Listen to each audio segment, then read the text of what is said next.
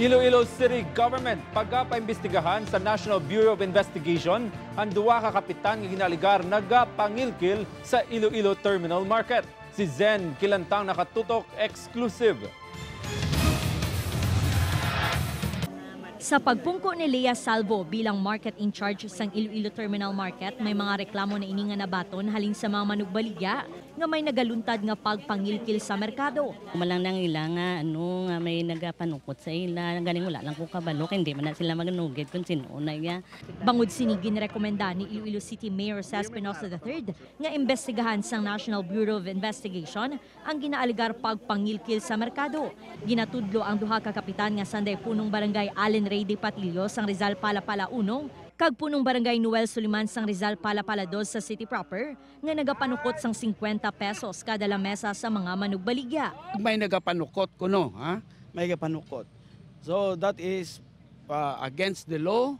Kag sino man bato-bato sa langit kung sino ang tamaan, wag magalit, pero I will pursue that. Ang alegasyon ang pareho ngaging panginwala sang duha ka mga punong barangay. Do wala man ko nabalaan nga dira nga nagpangilkil dira sa sulod sang merkado. Wala ko da partisipasyon, wala ko da lamisa nga ginaparkilahan. So, ako lang yang gusto ko lang matinlo man ang akon nga ngalan. Kay ti do ko laway man nga imbestigahan kay mo, wala ka man da sang miyano nga anomalya da.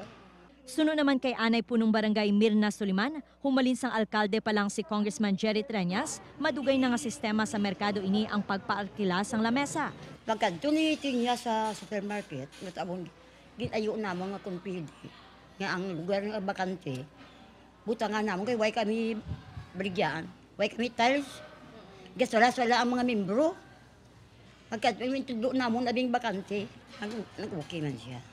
Dugang pa sini magluwas sa arkila sang lamesa, nagapaarkila man ang iban sang kiluhan, kuryente, kag bisan pa ang mantel sa lamesa. Desidido naman ang duha ka mga kapitan nga atubangon ng mga panumbungon sa ila, pananglit nga makakuha sang bastante nga ebidensya, posible naman nga mapasakaan ang duha sang kaso. Upod kay Romel Porquilla, Zen Kilantang, One Western Visayas.